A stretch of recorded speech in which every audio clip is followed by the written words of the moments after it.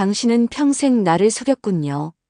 법원 복도에서 남편의 영정 사진을 마주하고 제가 내뱉은 말입니다. 주변 사람들은 아마 제가 미쳤다고 생각했을 겁니다. 남편이 세상을 떠난 지 49일도 안 된 과부가 자식들과 유산 소송을 벌이면서 죽은 남편 사진에 대고 욕을 하고 있으니까요. 하지만 그들은 몰랐습니다. 제가 발견한 그 편지를, 30년 동안 숨겨져 있던 그 진실을, 그리고 제가 평생 저지른 끔찍한 오해를. 저는 박미경입니다. 33세 결혼해서 63이 될 때까지 꼬박 30년을 한 남자의 아내로만 살았습니다. 그리고 그 남편이 죽고 나서야 제 인생이 얼마나 허무한 거짓 위에 세워져 있었는지 알게 되었습니다. 아니, 정확히는 진실이 무엇인지조차 모른 채 평생을 살았다는 걸 깨달았습니다. 이제부터 그 이야기를 들려드리겠습니다. 제가 어떻게 30년 만에 한 통의 편지를 발견했는지, 그 편지가 어떻게 제 삶을 완전히 뒤흔들어 놓았는지, 그리고 결국 제가 무엇을 깨달았는지를요. 그날도 여느 날처럼 평범한 아침이었습니다. 2023년 3월 15일 수요일. 저는 새벽 5시 반에 일어나 남편 아침 준비를 했습니다. 현미밥에 된장찌개, 시금치나물, 계란 후라이. 30년 동안 거의 매일 똑같은 메뉴였죠. 여보, 아침 차려놨어요. 거실에서 신문을 보던 남편 최동진. 68배 나이에도 꼿꼿한 자세로 앉아 안경을 고쳤으며 신문을 읽는 모습이 언제나처럼 근엄했습니다. 응. 짧은 대답. 그게 전부였습니다. 우리 부부는 그랬습니다. 30년 동안 크게 싸운 적도 없었지만 그렇다고 다정하게 대화를 나눈 적도 별로 없었죠. 그저 묵묵히 각자의 역할을 해온 것뿐입니다. 남편은 회사에 다니며 돈을 벌어왔고 저는 집안일과 아이들 키우는 일을 도맡았습니다. 그게 우리 세대 부부의 전형적인 모습이었으니까요. 뭐 이렇게 사는 거지. 저는 늘 그렇게 생각하며 살았습니다. 사랑이 식은 지 오래됐지만 그게 결혼 생활의 당연한 수순이라고, 나이 들면 다들 이렇게 산다고 스스로를 위로하면서요. 그날도 남편은 아침을 먹고 다녀오겠네라는 말 한마디 남기고 현관문을 나섰습니다. 그게 남편이 제게 한 마지막 말이었습니다. 오후 2시쯤이었을 겁니다. 핸드폰이 울렸고 낯선 번호였습니다. 여보세요, 혹시 최동진 씨 보호자분이신가요? 네, 그런데요. 강남 성모병원 응급실입니다. 환자분께서 회사에서 쓰러지셔서 지금 응급실에 계십니다. 빨리 오셔야 할 것 같습니다. 머리가 하얘졌습니다. 손이 떨려서 핸드폰을 제대로 잡을 수가 없었죠. 택시를 타고 병원에 도착했을 때 응급실 앞에는 이미 남편 회사 사람들이 모여 있었습니다. 그들의 표정을 보는 순간 저는 알았습니다. 사모님. 남편 부하 직원이 고개를 숙였습니다. 죄송합니다. 이사님께서. 급성 심근경색으로. 그 뒤의 말은 들리지 않았습니다. 귀가 먹먹해지고 다리에 힘이 풀리면서 그 자리에 주저앉고 말았으니까요. 남편이 죽었습니다. 68배 나이에 아무런 예고도 없이 그렇게 갑자기. 장례식장은 3일 동안 조문객들로 붐볐습니다. 남편이 다니던 회사의 임직원들, 대학 동기들, 동네 지인들, 수많은 사람들이 찾아와 위로를 건넸습니다. 하지만 저는 이상했습니다. 눈물이 나오지 않았거든요. 왜 안 나오지? 30년을 같이 산 남편인데 슬픔이 느껴지지 않았습니다. 그저 멍했을 뿐이죠. 마치 남의 일을 보는 것처럼 제가 상주 자리에 앉아 있는 것조차 비현실적으로 느껴졌습니다. 더 이상한 건 시댁 식구들이었습니다. 시동생 부부가 장례식장에 왔을 때 그들이 제일 먼저 꺼낸 말은 위로가 아니었습니다. 형님 명의로 된 재산이 얼마나 되는지 아세요? 시동생의 차가운 목소리에 저는 화들짝 놀랐습니다. 지금 무슨 소리를 하는 거예요? 형님 돌아가셨는데 당연히 재산 정리해야죠. 우리 아버지 유산 받을 때 형님이 많이 가져갔잖아요. 이번엔 우리 몫도 챙겨야겠어요. 이게 사람이 할 소리인가? 형님이 아직 영안실에 누워 있는데 벌써 재산 타령입니다. 그것도 장례식장 한복판에서. 더 충격적인 건 제 자식들이었습니다. 큰아들 준호와 작은딸 지연. 둘 다 결혼해서 각자 가정을 꾸리고 있는데 장례식 사흘째 되는 날 밤 저를 따로 불러내더니 이런 말을 하는 겁니다. 엄마, 아빠 재산 정리 어떻게 할 거예요? 준호의 첫 마디였습니다. 아빠가 돌아가신 지 이틀밖에 안 됐는데 무슨 소리냐? 그래도 미리 알아둬야죠. 강남 아파트 시세가 얼마인지 아세요? 그리고 아빠 퇴직금이랑 보험금도 있을 거 아니에요. 작은 딸 지연도 거들었습니다. 엄마, 저희가 무력이 있어서 그러는 거 아니에요. 그냥 엄마 혼자 다 관리하시기 힘드실까 봐요. 겉으로는 효심인 척하지만 눈빛은 차갑고 계산적이었습니다. 내가 이 아이들을 이렇게 키웠나? 등골이 서늘했습니다. 아버지가 죽었는데 슬픔은커녕 재산 타령만 하는 자식들을 보니 토해낼 것 같았습니다. 장례를 마치고 집으로 돌아왔을 때 저는 처음으로 혼자가 되었습니다. 30년을 함께 살던 남편이 사라진 빈집, 텅 빈 거실, 남편이 앉던 소파, 남편이 쓰던 슬리퍼. 그제야 눈물이 났습니다. 슬픔이 아니었습니다. 허무함이었죠. 나는 대체 뭐였지? 이 30년은 뭐였지? 남편도 자식들도 시댁 식구들도 아무도 저를 진심으로 생각하지 않았다는 사실. 저는 그저 최동진의 아내, 준호와 지연의 엄마일 뿐이었다는 것. 박미경이라는 사람 자체는 아무도 몰랐습니다. 그날 밤 저는 남편의 유품을 정리하기 시작했습니다. 옷장, 책상, 서재. 하나씩 정리하면서 남편의 흔적을 지워나갔죠. 그러다가 남편 책상 맨 아래 서랍을 열었습니다. 오래된 서류들과 사진들 사이에 낡은 편지 봉투 하나가 있었습니다. 노랗게 바랜 봉투. 손때가 많이 탄 듯 모서리가 헤어져 있었죠. 봉투 겉면에는 또박또박한 여자의 필체로 이렇게 적혀 있었습니다. 최동진에게. 윤지영 올림. 1993년 2월 14일. 1993년. 제가 남편과 결혼한 해였습니다. 그리고 윤지영이라는 이름. 처음 들어보는 이름이었습니다. 이게 뭐지? 손이 떨렸습니다. 무언가 열어보면 안 될 것 같은 불길한 예감이 들었지만 저는 결국 봉투를 뜯었습니다. 그리고 제 인생이 완전히 무너져 내리기 시작했습니다. 편지지는 2장이었습니다.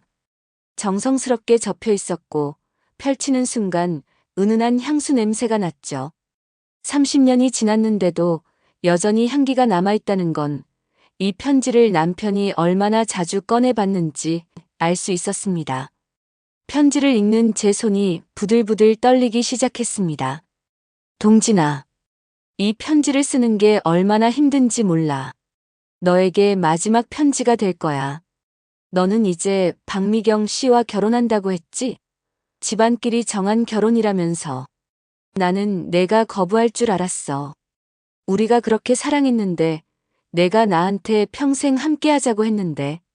하지만 너는 결국 집안의 뜻을 따르기로 했구나. 너희 집 사업을 위해 박미경 씨 집안의 돈이 필요해서. 나는 가난한 집 딸이니까. 내가 너한테 줄 수 있는 건 사랑밖에 없으니까. 동진아, 나는 너를 용서할 수 없어. 하지만 이해는 해. 너도 힘들었을 거야. 부모님의 압박, 회사의 위기. 모든 게 내 어깨 위에 있었을 테니까. 그래서 나는 떠나기로 했어. 캐나다로 갈 거야. 여기서 너를 보며 살 자신이 없어. 이게 마지막이야. 다시는 연락하지 마. 나도 너에게 연락하지 않을게. 행복하게 살아. 비록 사랑하지 않는 여자와의 결혼이겠지만 그래도 너는 행복해야 해. 안녕, 동진아. 영원히 너를 사랑할게. 윤지영. 편지가 손에서 떨어졌습니다. 뭐야? 이게 대체 무슨. 머리가 하얗게 되었습니다. 온몸이 얼어붙는 것 같았죠. 남편에게 다른 여자가 있었다는 것. 그것도 결혼 직전까지 사귀던 여자가. 그리고 저와의 결혼은 사랑이 아니라 집안 사업을 위한 거래였다는 것. 사랑하지 않는 여자와의 결혼. 편지에 적힌 그 문장이 가슴에 비수처럼 꽂혔습니다. 그럼 나는 뭐였어? 30년 동안 나는 대체 뭐였냐고. 저는 바닥에 주저앉아 울음을 터뜨렸습니다. 남편이 죽었을 때도 나오지 않던 눈물이 이제야 폭포수처럼 쏟아졌습니다. 배신감, 분노, 허무함. 모든 감정이 한꺼번에 밀려왔습니다. 30년. 제 인생의 절반을 바친 결혼이 처음부터 거짓이었다는 것. 저는 며칠 동안 집 밖으로 나가지 못했습니다. 아무것도 먹지 못하고 잠도 자지 못한 채 그 편지만 계속 읽고 또 읽었습니다. 윤지영. 대체 넌 누구야? 이름을 인터넷에 검색했지만 너무 흔한 이름이라 찾을 수가 없었습니다.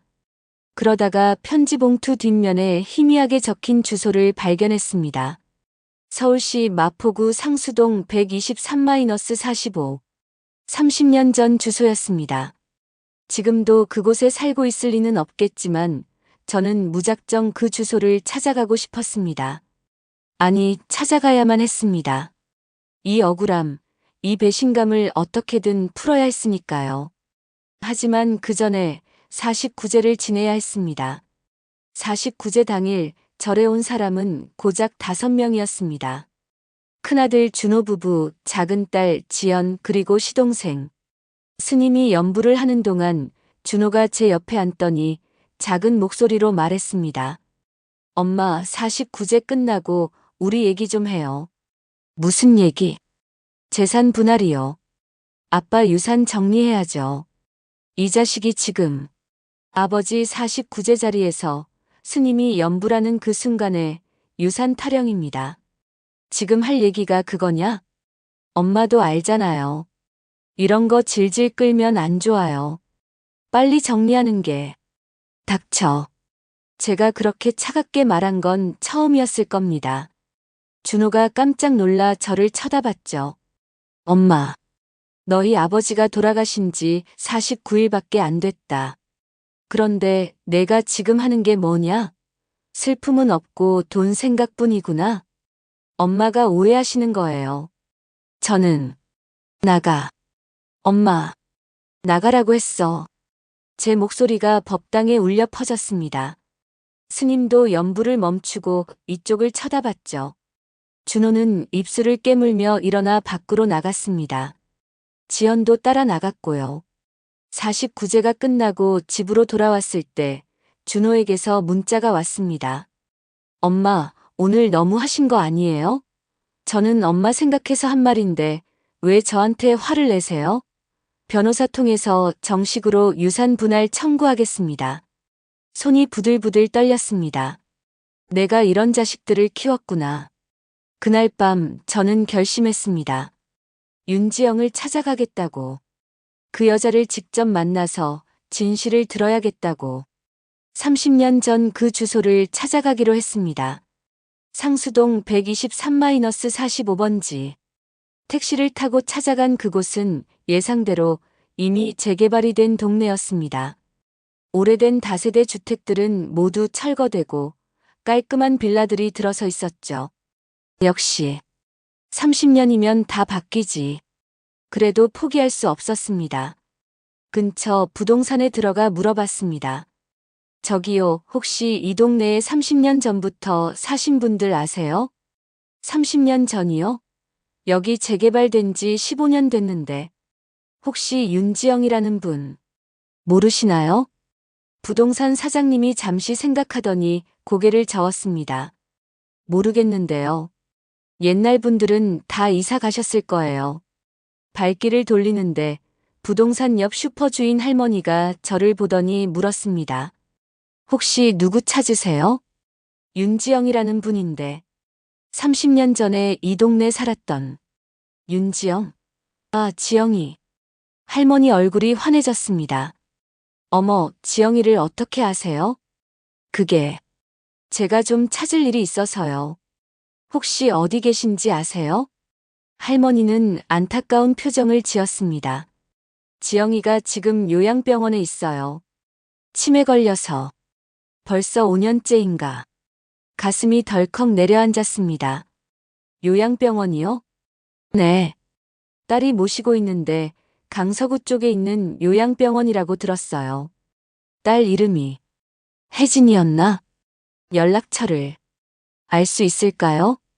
잠깐만요. 할머니는 핸드폰을 뒤적이더니 번호 하나를 보여줬습니다. 여기 혜진이 번호예요. 제가 가끔 안부 전화하거든요. 정말 감사합니다. 저는 떨리는 손으로 그 번호를 제 핸드폰에 저장했습니다. 집으로 돌아와 한참을 망설였습니다. 전화를 해야 하나? 뭐라고 말해야 하지? 안녕하세요. 저는 당신 어머니가 사랑했던 남자의 아내입니다. 라고 할 수는 없는 노릇이었죠. 결국 저는 문자를 보냈습니다. 안녕하세요. 저는 최동진의 아내 박미경입니다. 어머님과 관련해서 여쭤볼 게 있는데 혹시 만나 뵐 수 있을까요? 답장은 의외로 빨리 왔습니다. 최동진. 그분 아내분이세요? 어머니가 그분 이야기를 자주 하셨어요. 내일 오후에 요양병원으로 오시겠어요?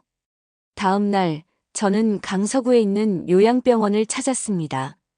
3층 302호실. 문을 두드리자 40대 초반으로 보이는 여성이 문을 열었습니다. 박미경 씨. 맞으시죠? 네. 혜진 씨시죠? 들어오세요. 방 안에는 휠체어에 앉은 노인이 창밖을 바라보고 있었습니다. 마른 체구에 하얗게 센 머리. 윤지영이었습니다. 어머니, 손님 오셨어요. 혜진이 말했지만 윤지영은 반응이 없었습니다. 그저 멍하니 창밖만 바라볼 뿐이었죠.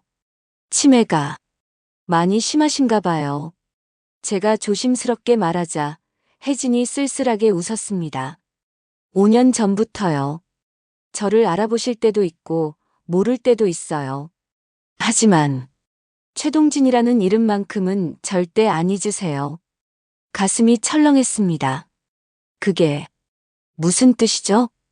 혜진이 저를 의자에 앉히고는 서랍에서 낡은 일기장 한 권을 꺼냈습니다. 어머니가 평생 쓰신 일기예요. 박미경 씨가 읽어보셨으면 해서 제가 보관하고 있었어요. 왜? 저한테요? 어머니가 돌아가시기 전에 꼭 박미경 씨한테 전해달라고 하셨거든요. 최동진 씨 아내를 찾아서 진실을 알려주라고. 손이 떨렸습니다. 일기장을 받아들고 첫 장을 펼쳤습니다. 1993년 3월 1일. 동진이가 결혼했다는 소식을 들었다. 박미경이라는 여자와 나는 캐나다로 떠나기로 했다. 이 나라에서 더 이상 살 수 없을 것 같다. 하지만 동진아, 너를 평생 사랑할 것 같다. 눈물이 주르륵 흘러내렸습니다. 일기를 한 장 한 장 넘기며 읽었습니다. 윤지영의 30년이 그 안에 있었습니다. 캐나다로 건너가 혼자 살며 동진을 잊으려 애썼던 날들. 하지만 잊을 수 없어서 매년 2월 14일마다 동진의 이름을 일기에 적었던 그 마음. 그리고 10년 전 한국에 돌아와서 혜진과 함께 살며 동진의 소식을 몰래 알아봤던 것. 일기의 마지막 장에 이런 글이 있었습니다. 2018년 5월 10일. 오늘 동진을 멀리서 봤다. 지하철에서. 많이 늙었더라. 나도 늙었지만 동진도 많이 늙었다. 그런데 동진의 옆에 박미경이 있었다. 두 사람은 손도 잡지 않았다. 말도 별로 안 했다.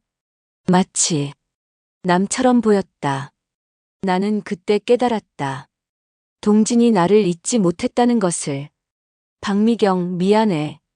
당신 남편을 사랑해서 미안해. 하지만 동지는 당신을 사랑하지 않았어. 그게 당신에게 위로가 될지 모르겠지만 일기장을 덮었습니다. 눈물이 멈추지 않았습니다. 혜진이 제 어깨를 토닥였습니다. 박미경 씨, 어머니가 마지막으로 하신 말씀이 있어요. 뭔데요? 최동진이 날 버렸지만 그래도 그 사람은 좋은 사람이었다고. 박미경 씨를 사랑하지 않았지만 최선을 다해 책임을 졌을 거라고. 가슴이 무너져 내렸습니다. 책임이라고. 30년 동안 제가 받은 건 사랑이 아니라 책임이었다는 말입니까? 4챕터 전개 마이너스 예상치 못한 동반자. 요양병원을 나와 길을 걷는데 다리에 힘이 풀려 벤치에 주저앉고 말았습니다. 30년이 책임이었다고. 사랑이 아니라. 머릿속이 복잡했습니다. 분노와 슬픔, 허무함이 뒤섞여 어떤 감정인지조차 알 수 없었죠. 핸드폰이 울렸습니다. 준호였습니다. 엄마 어디세요? 집에 아무도 없던데. 밖에 있다. 엄마, 우리 진짜 변호사 선임했어요. 아빠 유산 분할 소송 들어갑니다. 엄마가 자꾸 피하시니까 어쩔 수 없잖아요. 그래, 해라. 맘대로 해. 엄마. 전화를 끊어버렸습니다. 이것들이 진짜. 그때 누군가 제 옆에 앉았습니다. 혜진이었습니다. 박미경 씨, 괜찮으세요? 제가 따라 나왔어요. 혼자 두면 안 될 것 같아서. 저는 아무 말도 할 수 없었습니다. 그저 눈물만 흘렀죠. 혜진이 제 손을 잡았습니다. 제가 커피 한 잔 살게요. 할 말이 있어요. 근처 카페에 앉아 혜진은 조용히 말을 시작했습니다. 사실 어머니가 남긴 게 일기장만이 아니에요. 뭐가 더 있는데요? 혜진은 가방에서 작은 USB를 꺼냈습니다. 어머니가 치매 진단받기 직전에 찍은 영상이에요. 박미경 씨한테 꼭 보여드리라고 하셨어요. 영상이요? 네. 여기 제 노트북 있으니까 지금 보시겠어요? 저는 고개를 끄덕였습니다. 혜진이 노트북을 켜고 USB를 꽂았습니다. 영상이 재생되었죠. 화면에는 60대 중반쯤 되어 보이는 윤지영이 앉아 있었습니다. 5년 전 모습이었을 겁니다. 윤지영이 카메라를 보며 천천히 말하기 시작했습니다. 박미경 씨, 당신을 뵌 적은 없지만 이 영상을 보고 계시겠죠? 저는 윤지영입니다. 당신 남편 최동진을 사랑했던 여자예요. 미안해요. 정말 미안해요. 제가 동진을 잊지 못해서 당신이 평생 고생하셨을 거예요. 하지만 한 가지 알아주세요. 동진은 당신을 사랑하지 않았지만 당신을 소중히 여겼어요. 제가 어떻게 아느냐고요? 10년 전 한국에 돌아와서 동진을 몇 번 만났거든요. 화면 속 윤지영이 잠시 눈물을 닦았습니다. 동진이 저를 만나러 왔어요.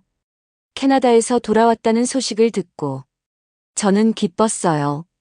30년 만에 다시 만나는 거니까. 하지만 동진은 이렇게 말했어요. 지영아, 미안해. 나는 미경이한테 잘해줘야 해. 평생 사랑하지 않는 여자랑 살게 해서 미안하니까.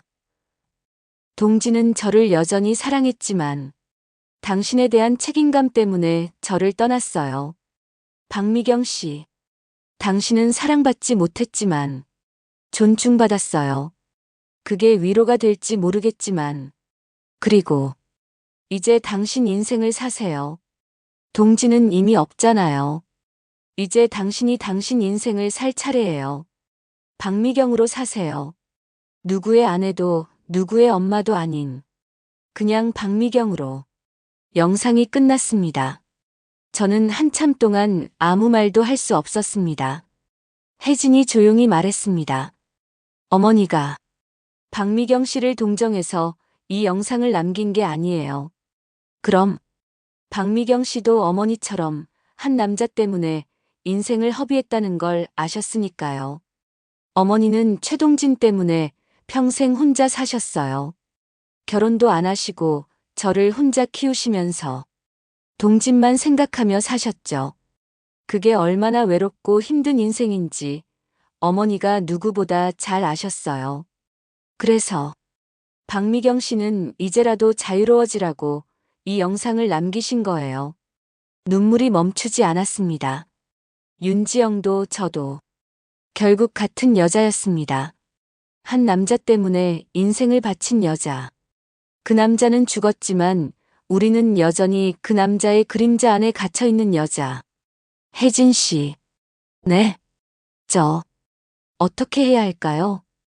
혜진이 제 손을 꼭 잡았습니다. 제가 도와드릴게요. 박미경 씨가 박미경 씨로 살 수 있도록. 그날 저는 예상치 못한 동반자를 얻었습니다. 남편의 첫사랑의 딸. 혜진. 혜진과 헤어진 후 집으로 돌아오는 길에 다시 준호에게서 전화가 왔습니다. 엄마, 내일 변호사 사무실로 오세요. 재산 분할 협의해야 해요. 알았다.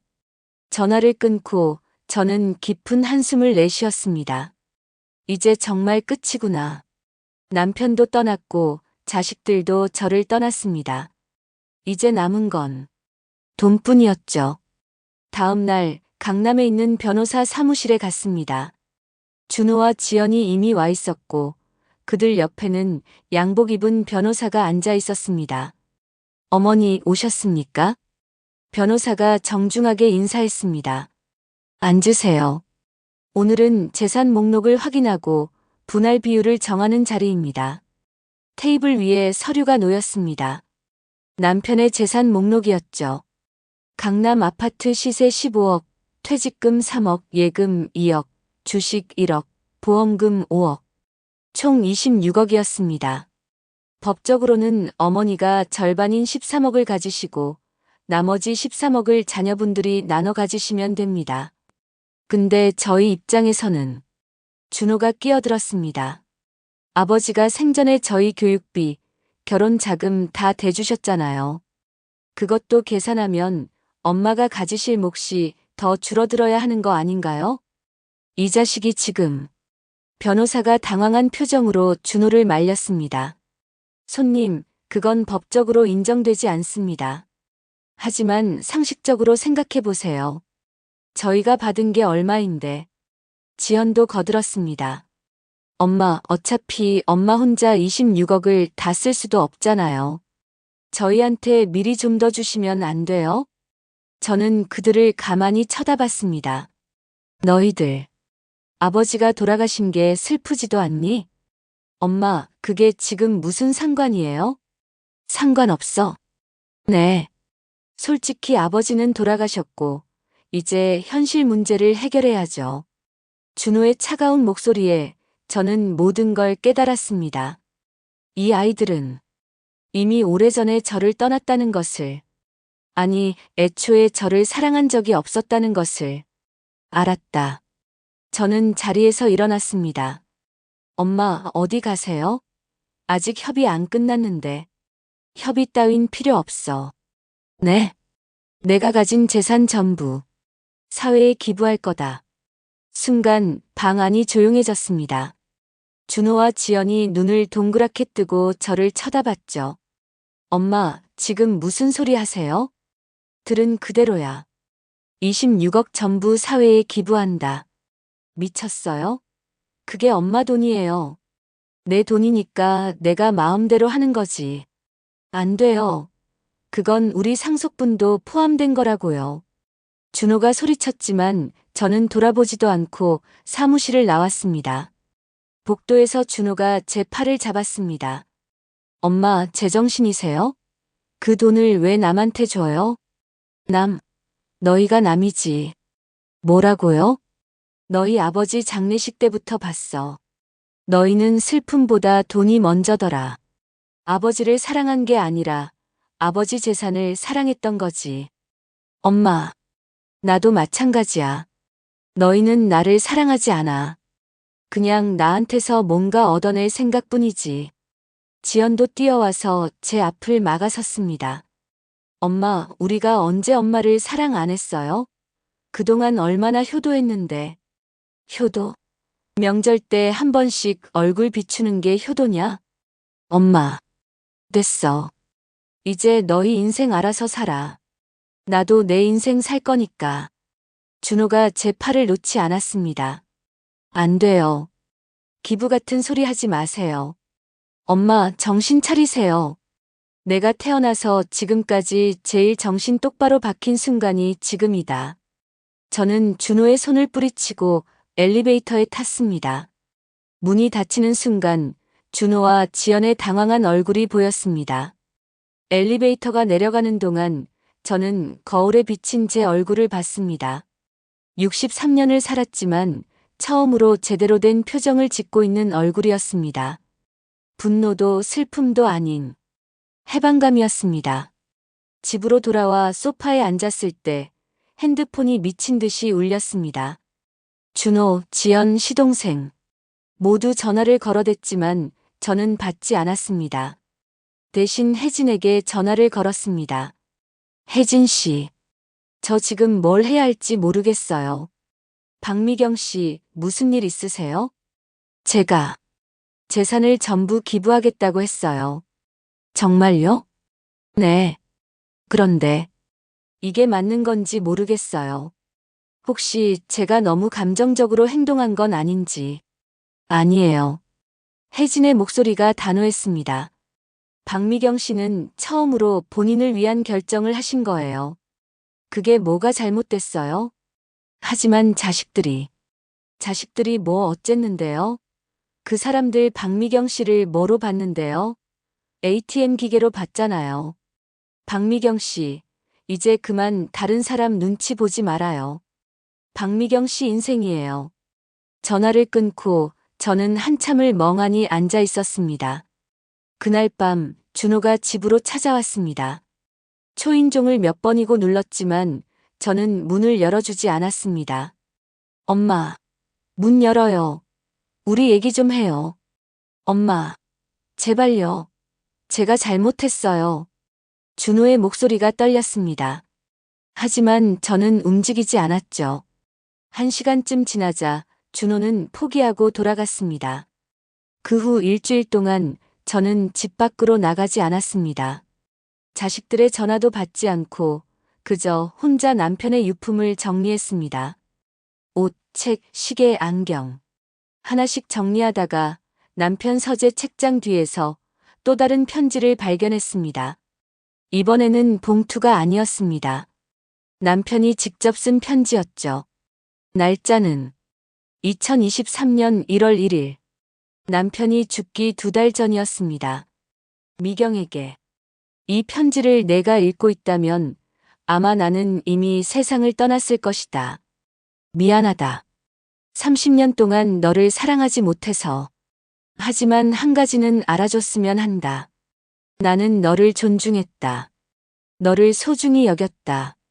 지영이를 잊지 못했지만 그래도 너와의 결혼을 후회한 적은 없다. 너는 좋은 아내였다. 좋은 엄마였다. 그리고 나보다 훨씬 강한 사람이었다. 미경아, 이제 내 인생을 살아라. 나는 이미 죽었고 지영이도 너를 기억하지 못한다. 이제 너만 남았다. 박미경으로 살아라. 그게 내가 마지막으로 바라는 것이다. 최동진. 편지를 읽는 동안 눈물이 멈추지 않았습니다. 남편도 알고 있었던 겁니다. 자신이 저를 사랑하지 않았다는 것을. 그리고 그게 얼마나 저를 아프게 했는지. 하지만 남편은 끝까지 책임을 다했습니다. 사랑은 아니었지만 존중이었습니다. 이게 우리의 30년이었구나. 저는 편지를 가슴에 안고 한참을 울었습니다. 다음 날 아침 저는 결심했습니다. 변호사를 찾아가 재산 기부 절차를 밟기로. 그리고 이혼한 것처럼 남편과도 진짜로 이별하기로. 재산 기부 절차를 밟기 위해 법무법인을 찾았습니다. 담당 변호사는 40대 중반의 여성이었는데 제 이야기를 듣더니 조용히 고개를 끄덕였습니다. 이해합니다. 많은 분들이 가족 때문에 상처받으시죠. 기부는 어떻게 하면 되나요? 유언대용 신탁을 만드시면 됩니다. 박미경 씨가 돌아가신 후 전 재산이 지정하신 단체로 가도록. 그럼 자식들은? 법적으로 유류분이라는 게 있어서 자녀들이 일부는 청구할 수 있습니다. 하지만 대부분은 기부됩니다. 좋습니다. 그렇게 해주세요. 서류를 작성하는 동안 변호사가 조심스럽게 물었습니다. 박미경 씨, 정말 후회 안 하시겠어요? 자녀분들이. 후회 안 해요. 제 목소리는 단호했습니다. 30년 동안 남을 위해 살았어요. 이제 제 뜻대로 살고 싶어요. 변호사가 미소를 지었습니다. 멋지십니다. 서류를 마무리하고 나오는데 건물 앞에 준호와 지연이 서 있었습니다. 엄마. 준호가 달려와 제 앞을 막았습니다.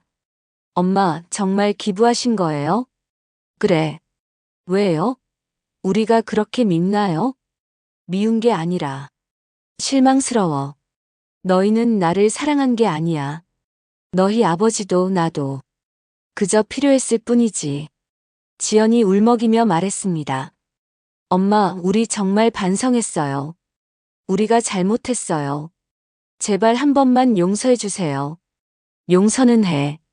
하지만 재산은 못 줘. 엄마, 너희는 이미 많이 받았어. 교육비, 결혼 자금, 집장만 할 때 도움. 그걸로 충분해. 준호가 이를 갈았습니다. 좋아요. 그럼 법적으로 유류분 청구하겠습니다. 그래, 해라. 법이 정한 만큼은 너희 몫이니까. 엄마는 정말. 준호가 뭔가 말하려다가 입을 다물었습니다. 저는 두 사람을 지나쳐 걸어갔습니다. 뒤에서 지연이 우는 소리가 들렸지만 뒤돌아보지 않았습니다. 그날 저녁 혜진에게서 전화가 왔습니다. 박미경 씨, 어머니께서 오늘 깨어나셨어요. 네? 정신을 차리셨다고요? 네.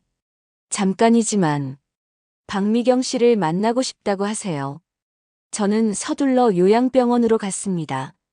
302호실에 들어가자 윤지영이 침대에 앉아 저를 기다리고 있었습니다. 박미경 씨. 윤지영의 목소리는 떨렸지만 눈빛은 또렷했습니다. 어르신. 이리 와서 앉아요. 저는 침대 옆 의자에 앉았습니다.